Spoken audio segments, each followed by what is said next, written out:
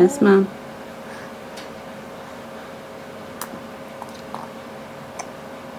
Kako ona voli tikvu ručet.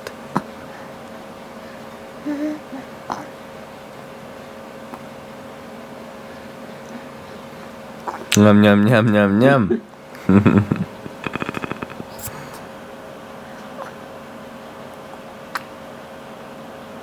Ručala tikve. Jesi ručala tikve? Psi. Psijena. Psijena. Hajde mam, hajde ustaj. Pozdrav Raja. Evo nas danas. 5. dan. Novi video. Novi mi. Ja spremili se, idemo malo u posjetu nenama, malo ćemo prošetati kroz grad, malo ćemo u Pavice. A vi ćete naravno gledat, lajkovat i komentarisati ovaj video za neku podršku. Ako ništa, jedno malo srculence. Reci, srculence! Danas, evo, idemo malo prohodat. Pohladno je napolju, iako je ono izgleda lijepo vrijeme. Ali dobro. Esmica je spremna, obukla je kapu, imaš kapu. A danas ćemo vam također odgovarati na neka pitanja vezano za zdravstvo u Njemačkoj ili medicini i kako je to u Bosni. Pa eto, ostanite, pratite. Oba limuna. Vidi?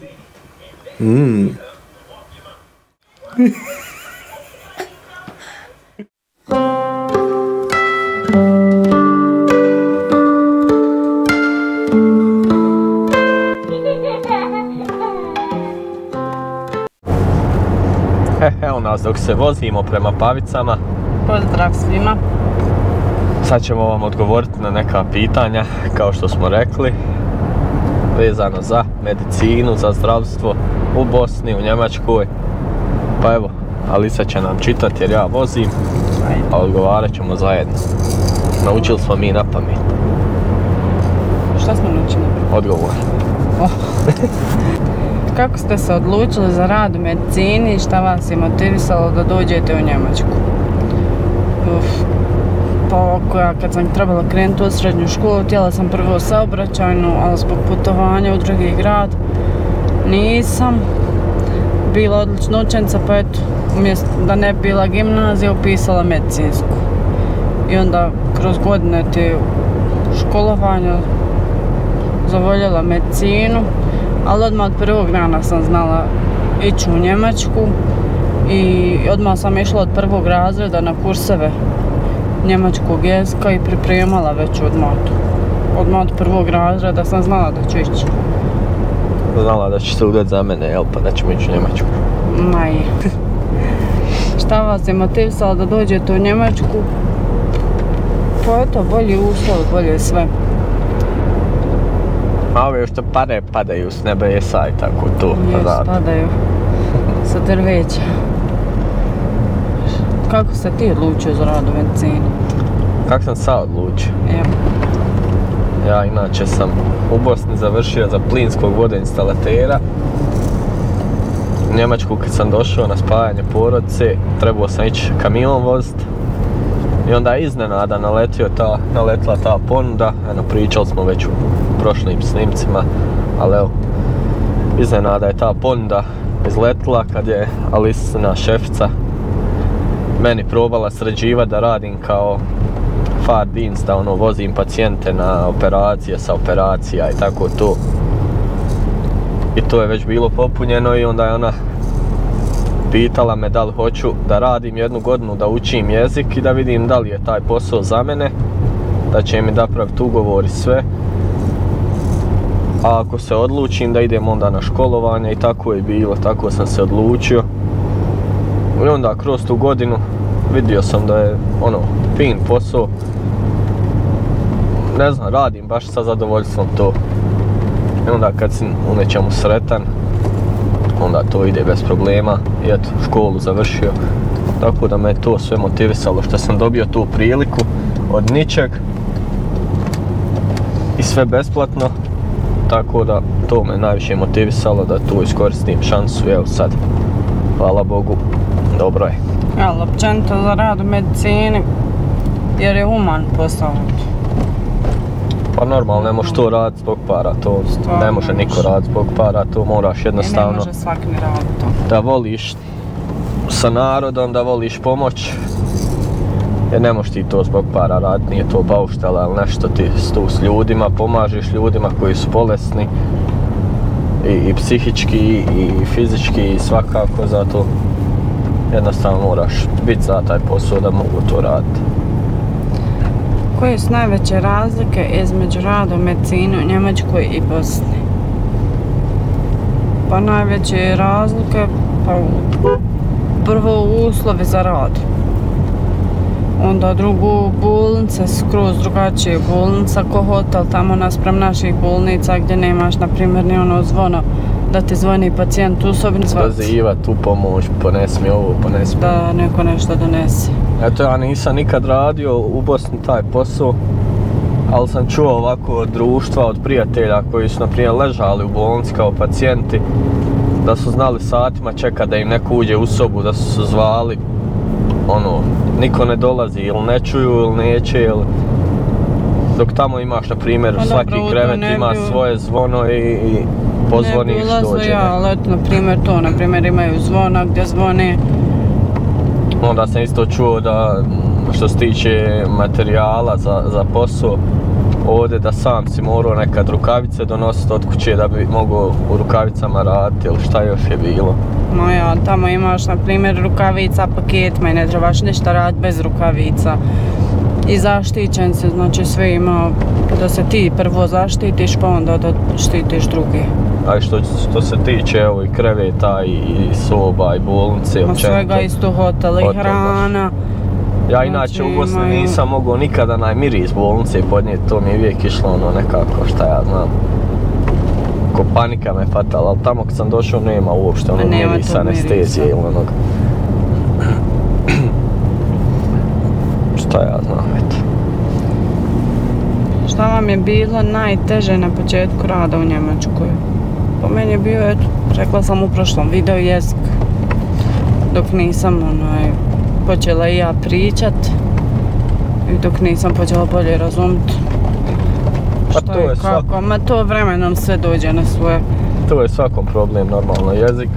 Ne možeš ti nešto raditi kad ne razumiješ, ljudi nešto govore, traže, ti ne razumiješ šta traži. Ali eto s vremenom, kroz 2-3 mjeseca ti već pofataš ono glavno što je potrebno. Bude nekad neki riječi da ne razumiš, ali bitno ti je da dvije riječi u rečenici razumiš, ti već možeš skontat šta i kako se traži, jel? Tako da šta je te bilo najteže? Šta mi je bilo najteže? Došao sam isto, kako se ono kaže, s neba u rebra, kako se kaže? Ne znam. Aj nebitno. Koliko je znanje jezika važno za rad, pa je za rad u medicini u Njemačkoj?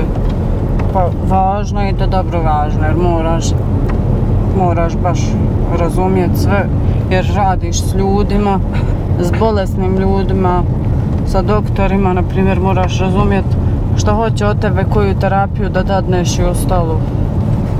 A bilo je ti scena što se tiče tako jezika. Moraš baš dobro znati. Ja jednom došao s godišnjeg i prvi dan na poslu i idem u sobe, ne znam pacijente, upoznaješ se normalno s pacijentima. I sad, kad su mi predali smjenu, rekli su mi da taj čovjek ima problema s plućima i da je zbog tak tu.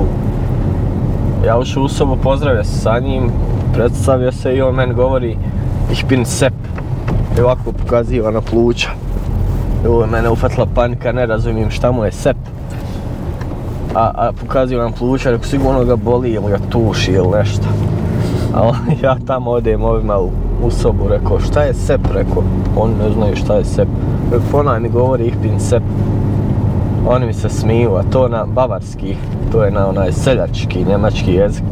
Sepp kao Josep. On se zove Josep. Nije Jozef, nego Josep. Iako je Josep, onda je Sepp.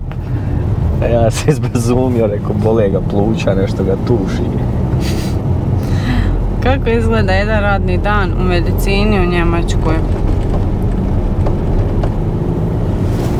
Pa, dođeš, na primjer, prvo u 6 sati ujutru počinje u 6 počinje, na primjer od 6 do pola 3 radimo, u 6 dođemo, radi se primopredaja smjene, onda odmah poslije primopredaje uzmeš svoj monitor, imaju pokretni monitori, uzmaš terapije sa sobom koje trebaš podijeliti, monitor isto za mjerenje pritiska, kisika,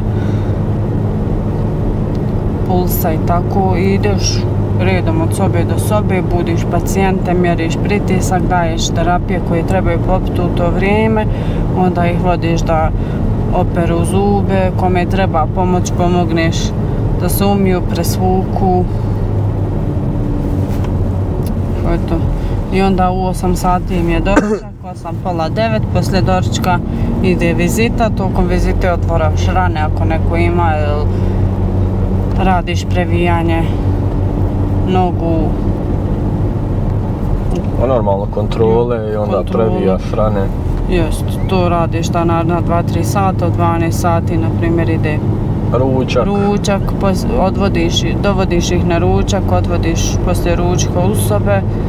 I to je to, dokumentuješ šta si radio, predaš smjenu i haj kući. Jest. Ali eto, bude ujutru nekad se zaneda, ono bude nekad teških pacijenata kojima moraš puno pomoći sa mobilizacijom, u hodanju, u pranju, na primjer, tuširanje i tako to. A nekad budu dobri pacijenti koji sve sami rade. Eto, sreća kod nas nije velika bolnica, tako da nije loše. Koliko su opterećenja i broj pacijenata različiti u poređenju sa Bosnom? Pa mislim da je manje opterećenje jer bude dovoljno radnika i ne uzmaš puno pacijenata. Podijelimo se svi jednako i svak pomažemo jedno drugima. A mislim da je tako i u Bosni, nisam puno radila u bolnici. Tako ja ne znam, ne bi znala reći. Slavno ne znam, ja da znam ja bi rekao. Kakav je odnos između kolega i nadređenih u Njemačkoj, a kakav u Bosni? A što se tiče kolega, tamo stvarno ide, svak ti hoće pomoć, jedno drugima uvijek pomažemo što se tiče posla, ili ako nešto ne razumimo, nešto ne znamo, normalno zoveš maj doktora zovni, uradit će neki posao. Nema ko u Bosni, on je šef pa da se nešto gleda s visine i to nema tu. Nema tamo. Svi smo isti, ali zna se ko šta radi. Svaki ima svoj posao koji treba odraditi, tako i šef i radnik i nema toga jedino. Što je veliki plus kad nešto tako ne znaš, znači možeš jednostavno doktoru kažeš i on će odraditi taj posao za tebe, nije problem pokazati. Dok ovdje, što sam čuo po pričama da nije baš tako da. Kako funkcionišu smjene, noćni rad i vikendi? Vikend je uvijek lakši nego ovim danima jer nema se puno vizite, ne primaju se tad pacijenti, rijetko idu kući vikendom, tako da manje posla, a noćna smjena je inače dobra. Jest, i meni je puno lakša jer pacijenti spavaju, na primjer šteluješ tablete. Tu nam je posao samo štelovat tablete za cijeli dan i naravno ako neko zvoni... Obilaziti, a sobe imaš 3-4 obilaska. Normalno 3 puta do 4 ulaziš u sobu, vidiš jesu pacijenti živi, jel sve u redu, spavaju. Treba li ko mišta. I ako ko zvoni, ako šta treba, normalno ideš u sobu, vidiš šta je pomogne. Da li se medicinsko osoblje u Njemačkoj osjeća više cijenjeno? Pa je sigurno. Je sigurno, ovdje ne cijeni radnike, ne samo u medicini, nego u svemu. Ja, dobro, kao radnik mislim jest, ali i ovdje cijene medicinske sestre. A jesu, ali evo država ti prva ne cijeni, da cijeni ne bi mi svi otišli tamo. Ljudi to, četo. Kolika je razlika u platama između Njemačke i Bosne? Ogromna razlika. Tu je baš velika razlika u platama i šta bi bilo po meni u redu da daju platu u Bosni bar u markama, koliko je tamo u eurima i to bi bilo dovoljno. Ovdje je baš katastrofa su plate što se tiče tog. na ove standarde i na ove troškove naše Bosne, ja mislim da bi bilo solidno. Koliko je tamo u eurima, da je ovdje u markama, ljudi bi bili zadovoljniji i ne bi toliko išli. Ali eto, ne možeš ti raditi za 1000-1500 maraka takav posao, a tamo možeš zaraditi 3 puta više. Normalno da će svako otići. Hoćeš još jedno? Ima li još pitanje? Ima još, ali ajmo na primjer. Koje dodatne benefite imate u Njemačkoj? Godišnji odmor, slobodni dan i edukacije. Pa imaš, na primjer, mogućnost za sve edukacije, za šta god želiš. Slobodni dan, imamo puno slobodnih dana. Godišnjeg imamo 40 dana. Ako radiš i noćne smjene. To jest 40 radnih dana, vikende ti nikad ne računa u godišnji, već uvijek slobodno. Ako si uzeo 5 dana, dobijaš 2 vikenda, subotu i nedjelju prije godišnjeg i poslije godišnjeg slobodno, tako da... I piše, može li se u Njemačkoj normalno živjeti od jedne medicinske plate? Pa može. Pa evo sad mi živimo od moje plate, dok si ti na trudničku. Pa dobro, ajmo reći da može, ali da nije sad, na primjer, da se možeš rasplatiti. Ma normalno, pa da živiš normalan život. Ništa, nastavit ćemo dalje, evo nas došli smo u selo. Idemo sad malo kod nene i dede. A nastavit ćemo sa snimkom kad se budemo vraćali kući. Ostanite i pratite. Evo nas, stigli smo kući. Nismo snimali u putu jer je mrak i onda se ne vidi, ali evo stigli smo kući pa ćemo nastaviti naravno ovaj video. A vi, hvala vam što ste čekali, što pratite i sad saslušajte dalje. Kakve su mogućnosti daljeg školovanja i napredovanja u Njemačkoj? Pa imate sve mogućnosti. Tu je baš... Daljeg školovanja i napredovanja. Kogo želi da se školuje i napreduje, može. I to je sve, bar kod nas u našoj bolnici, sve je besplatno. Šta god hoćeš da... Koliko je priznanje, diplome i proces nostrifikacije zahtjevan? To ti trebaš reći. Za priznanje diplome i proces nostrifikacije, kad sam ja to radila, znači bio mi je potreban B2 nivo njemačkog jezika. To je trajalo par mjeseci dok se to završilo. Ma nije par mjeseci, trajalo 2 godine. Godinu i pol. Godinu i pol je trajalo, jer je meni bilo teže položiti jezik. Imala sam problem u polaganju. To je baš visok nivo B2. Uvijek u B2 padnem ispit, ali dobro je. Za sam ispit, znači imate usmeni ispit i praktični ispit. Sve na njemačkom jeziku, normalno jer u Njemačkoj. Dobiješ knjige i učiš to. Imaš časove, praktične časove u bolnici u kojima ti oni objašnjavaju kako izgleda ispit. I to objašnjavaju sve, učite jednostavno. Tu je smiješno pjeva. Da li biste se vratili raditi u Bosnu i pod kojim uslovima? Šuti! Pa vratila bi se, ali kad bi bili uslov ko što su tamo. Bar upola. Da imamo dobre plate ovdje i da imamo zasiguran posao. A da je samo siguran posao i normalne 2 plate, mislim za mene i za nju čovjek bi se vratio. Ali evo viš ovdje ne možeš nikom vjerovat dok ćeš ostati, ljudi rade godinama pa dobije otkaz preko noći jer štijele rade sve i tako da o tom i ne razmišljamo. Doduše razmišljamo o povratku, ali ne o tom da bi se ubacili u medicinu, već ako bi se i vraćali, gledali bi nešto drugo ili privatno. Šta biste savjetovali medicinarima koji razmišljaju o odlasku u Njemačku? Pa možda da prije tamo već uči jezik. Što bolje jezik savladaju i nema šta. Ali to je sad koji bi htjeli doći, normalno, evo sve smo rekli u ovom videu. Znači sve pozitivno.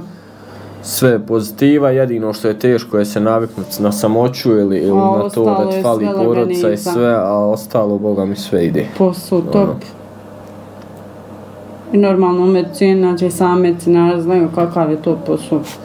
Tako da. Nema se tu šta puno pričati. Koja je najveća prednost, a koji je najveći nedostatak rada u medicini u Njemačkoj? Pa prednost je što imaš sve potrebne uvjete, uslove za normalan rad u tom poslu, što imaš podršku. Ma sve imaju. A nedostatak... Rad u medicini. O, ja ne znam. Ima li neki nedostatak, što ti ono baš... Pa ne znam. Ja ne znam da ima nešto. Ne znam, nije da ima nedostatak, kako... Ne znam. Ništa, to je to. To bi bilo to što se tiče ovih pitanja. Vi, ako imate neka pitanja za nas, vezano za Njemačku, za Bosnu, bilo koja pitanja, postavite nam u komentarima i mi ćemo se potruditi da to odgovorimo i da snimimo dok sad Ja ne kažem. ova zimska vremena, jer ne hodamo puno radi Esmi, pa tako malo ćemo ovako Imamo snimati. vremena. Pokući. Dok smo ovdje u Bosni, naravno. Ništa, hvala na gledanju, lajkujte, komentarišite, budite nam podrška i naravno vidimo se u sljedećem klipu.